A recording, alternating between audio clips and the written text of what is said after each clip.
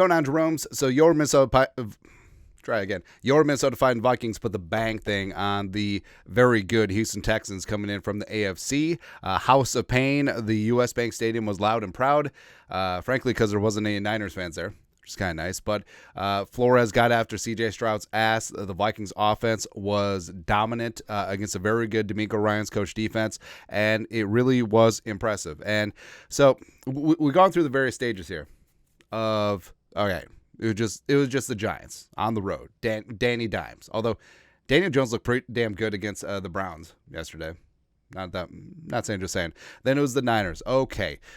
Flores put Brock Purdy in a blender, and the Vikings got it done. That score would have been more lopsided if Aaron Jones didn't fumble at the one. Sort of is what it is. And then the Texans game. I mean, first you had my curiosity. Now you have my attention, just like everyone else. Now, there are haters and looters be like, oh, it's 3 weeks and the Vikings haven't proved anything. Everything the Vikings doing is very sustainable. And that's what's great about this team. Ain't no flash in the pan. The 2016 Vikings started out 5-0. For some reason, I keep thinking 6-0. That's 5-0. Yeah, but they ended up 8-8. They were frauds. We even said it at the time. I wasn't completely buying into that team. But this team, that's right, man. Long story longer. On Mondays, you tell the truth. So 10 truths about your 3-0 Minnesota Fighting Vikings. Number one, they're playing as good as anyone. Now, look around the league. Seriously. What team really stands out? Like, what team scares you? I mean, the Seahawks also 3-0, playing really damn good on both sides of the ball. Respect. The Saints were the cat's ass out of the gate. They got humbled yesterday by a very bad Eagles team in their stadium.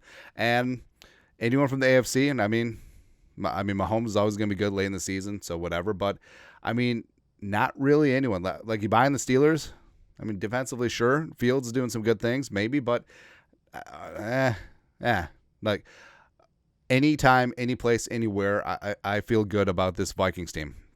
Because everything they do travels. Physicality in the trenches. They can run the ball. Darnold's making good decisions. And the defense can flex and provide different matchups. They can be odd or even front. They can play man or zone. They can blitz. They can sit back. They can disguise. And it really is amazing and a lot of fun to watch this team operate right now. Next up, number two. Slinging Sam Darnold is indeed an MVP candidate. So America's quarterback, knocking on all the wood. Hopefully the MRI is clean today. But Darnold has been dealing, and he's been efficient. He's leading the league in touchdown passes right now with 8, and he's got a 117 quarterback rating, and he's not reinventing the wheel. And everything that we talked about during the offseason, he's got good tackles who erased Danielle Hunter, by the way. That doesn't get talked about enough.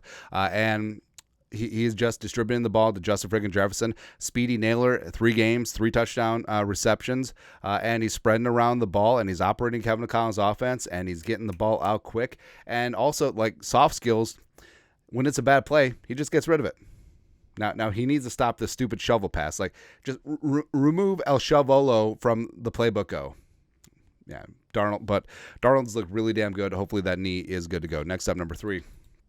This team is deep. So that's the thing about personnel moves too, because a lot of teams are good on paper, on purpose to start the season, but there are going to be injuries, and that's an inescapable fact about the game. But, I mean, it has been a next man up mentality, and depth has played a very important part of the Vikings' early success.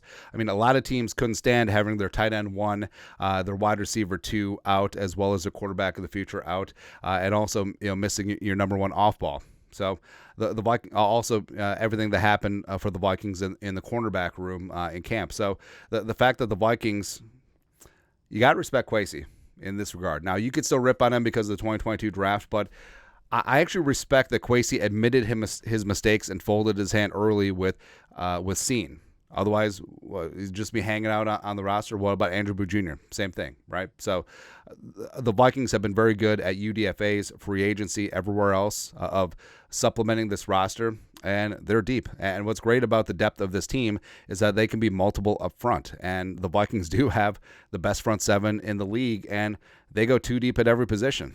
It's really, really fun and amazing seeing what this defense and team in general has been doing with depth. Next up, number 4, top 3 play callers on both sides, and they ain't 3. So Kevin O'Connell has been in his bag, man. So He's been working with Sling and Sam Darnold. He's getting the ball to Jefferson effectively, and also he's really doing a lot of fun and unique and creative things. Also, he's not afraid in high leverage spots to pull out the trick play or go against the grain and convention.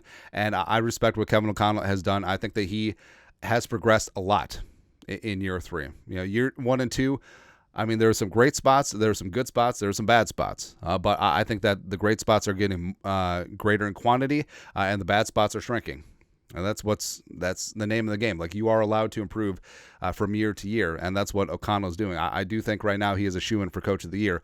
And Flores, I mean, there's not enough that can be said about the Flores defense.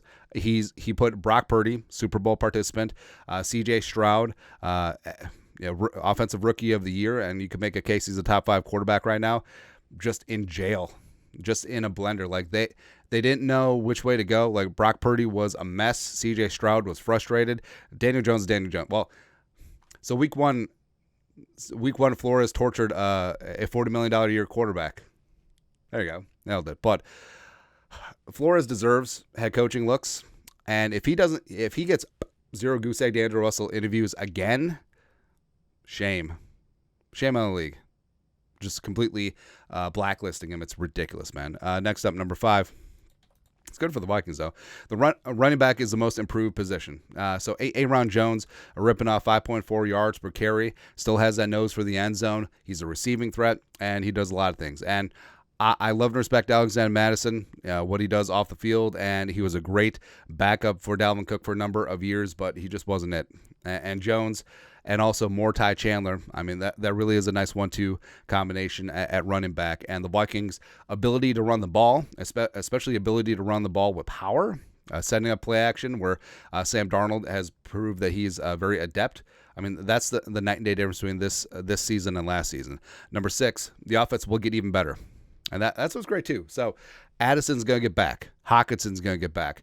Dalton Reisner is going to get back. So you actually have depth along the interior offensive line, which we'll get to in a sec. Also, Pace Jr. Was out against the Texans. So it's kind of scary of what can be when this offense is at full strength, full diesel. So if Ed Ingram doesn't improve, Reisner could swap in at that right guard spot. Hawkinson is going to be back. Josh Oliver's still going to be the best blocking tight end in the game. Jefferson, Addison, and Naylor. Naylor deserves to stay in the picture even when Addison gets back. Also, Jones and Chandler out of the backfield. Let's go. Let's freaking go, man. Right? So we had said that we want the Vikings to be top 10 in offense and defense. Maybe we're selling this team a little bit short. I don't know. But number 7, interior offensive line is still a concern. Now, respect. Offensive line from left to right is very good at run blocking this season. They basically flipped the script from last year. But also, pass protection. So it just seems like Bradbury's making too many errors. Whether it's false starts, whether it's holds, and also Ed Ingram. He and Bradbury aren't communicating very well on twists and stunts and games up front. And that's why you're getting that quick interior pressure. Also, I mean, sometimes Ed Ingram just gets bodied in one-on-one spots, right? And, yeah, here's what sucks about being an offensive lineman. You can do your job very well 95% of the time, but if you fail 5% of the time, you're going to be one of the worst offensive linemen in the league. And is that fair or unfair? It's the nature of the position, man. So I do think that Reisner coming back and giving the Vikings a viable option to Ed Ingram is going to be very key. Next up, number 8. Minor injuries, question mark. So, again, knocking down all the wood. The Darnold knee, getting some MRI looks now. They didn't completely close the door on things, but it is a good sign that Darnold came back and returned to the game and even moved around a bit good, as well as after the game, he was walking around fine. But also, I mean, adrenaline is a hell of a drug. So we'll see after the game if there's swelling, if there's whatever. Maybe he has to take it easy for a week. Don't know. But it's very likely that he escaped major injury. But, I mean, I guess we'll see. At least O'Connell didn't call it routine soreness. So we got that going for us. Also, so Jefferson jammed his finger pretty badly according to the TV cast, and he didn't have a catch in the second half. Did have 2 drops. Is that directly correlated to the finger? I don't know, man. But, I mean, receivers deal with mangled fingers all the time. So I think it just sort of is what it is, and Jefferson will be fine. That's what I'm hoping. Also, hopefully Pace's ankle heals up so he doesn't miss any more time. Next up, number 9. Yes, still is early. Here's the thing, too, like people who were haters and losers and saying that the Vikings, all I see is 5, 6, 7 wins at most. I hope I'm wrong, but at most. Now they're saying, it's just 3 games. Okay, but then when the Vikings start out 9-0 heading into week 11, it's just 9 games. It's just the Jaguars. It's just the Colts. It's just the Titans. It's just this, that, and the other thing. Don't care. Hey. We work with the sample size we got. Now, we understand that it's a marathon, not a sprint. Keep the eye on the prize, but you can also be pretty happy the way that your football team is playing, especially if it's in very sustainable fashion. And the Vikings straight up are the most physical team in the league right now, bar none. I mean, look around.